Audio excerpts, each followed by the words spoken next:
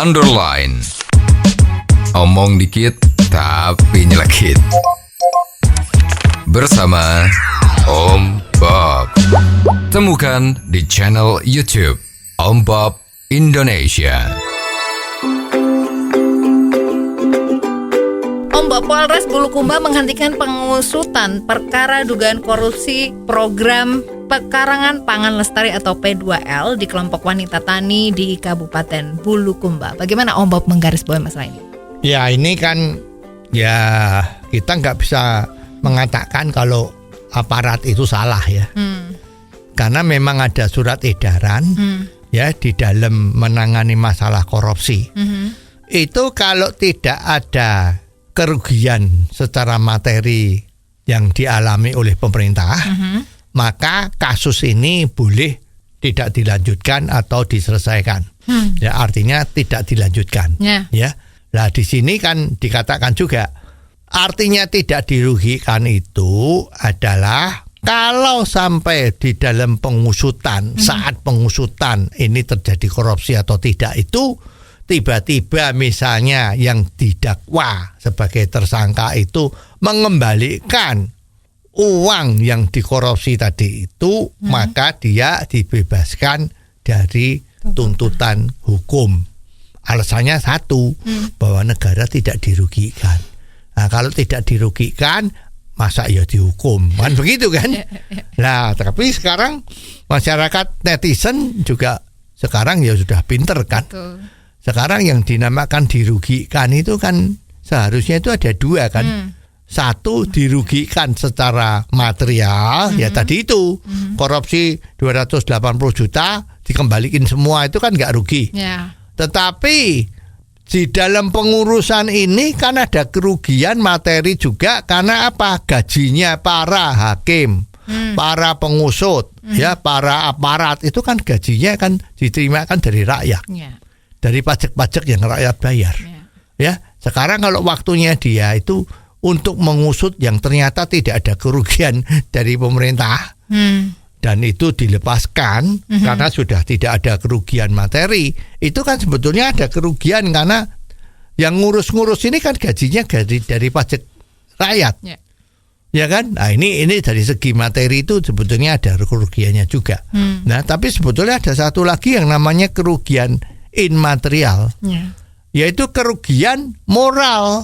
Ya, ini kan kalau orang korupsi terus kemudian ketahuan, terus pada saat dilakukan penyidikan itu uangnya dikembalikan, terus ini menjadi bebas, tidak diusut lagi, tidak masuk penjara, tidak ada hukuman, maka ini mengganggu rasa keadilan. Ya. Kalau ada seorang pencuri mencuri di rumah kita atau sepeda motor kita, ya, terus ketahuan, ya, beberapa waktu kemudian ketahuan, terus barangnya dikembaliin, itu terus gimana? Udah nggak ada masalah, bebas, ya, karena aku udah nggak rugi gitu, ya nggak bisa begitu kan? Ini namanya kerugian di dalam dunia pendidikan, dalam pembentukan akhlak manusia Indonesia. Ya, sekarang kalau itu dijadikan pedoman, maka tidak heran kalau pemberantasan korupsi di Indonesia ini nggak selesai, bahkan malah berjemaah.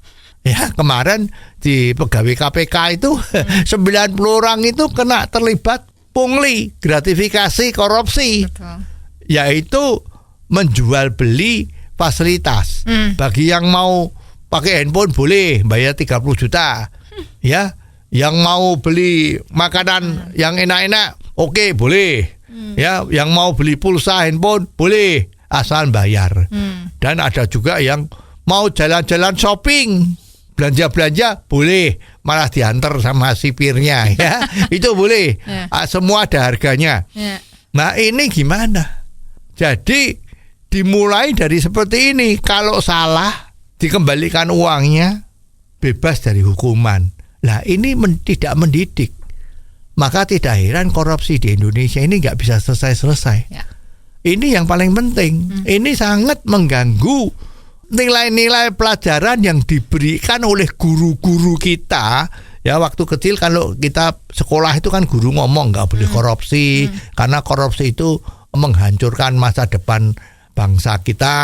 Ya, kalau korupsi itu tidak boleh dilakukan karena ini melanggar norma-norma agama yang kita anut. Ya, itu semua kan guru-guru kita, orang tua kita tuh kan memberi pendidikannya seperti itu.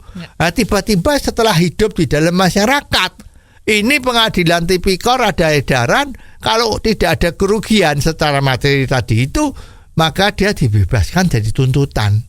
Nah, ini apa tidak menjungkir balikkan teori-teori atau pejangan-pejangan dari orang tua dan guru terhadap anak didiknya? Ini sungguh ironi sekali. Nah, mudah-mudahan ini nanti ya, kalau ini sudah pemerintahan baru ini ya, bisa nggak undang-undang KPK ya, macam-macam yang masalah yang seperti ini bisa nggak itu direvisi semua? Harapan kita adalah bisa ya, agar supaya apa yang dilakukan itu betul. Ya, jangan cuman mulutnya yang manis tapi kelakuannya nggak manis. Ini nggak boleh. Ya, jadi masalah seorang koruptor atau pencuri yang pada saat di sidang mengembalikan apa yang dia curi atau ya dia korupsi, maka ini akan menghapuskan hukumannya dia, itu ya harus cepat-cepat dihilangkan ya, agar betul-betul pendidikan akhlak di tempat kita ini yang namanya revolusi mental itu bisa berjalan dengan baik, sekaligus juga pemberantasan korupsi itu bisa dilaksanakan dengan baik tanpa ada cacatnya seperti ini. Oh, jadi begitu ya Om Bob. Jelas deh sekarang. Terima kasih Om Bob untuk waktunya. Sampai ketemu lagi di waktu yang akan datang. Underline. Omong dikit tapi nyelekit. Bersama Om Bob. Jika Anda suka dengan channel ini, jangan lupa subscribe, like, dan komen.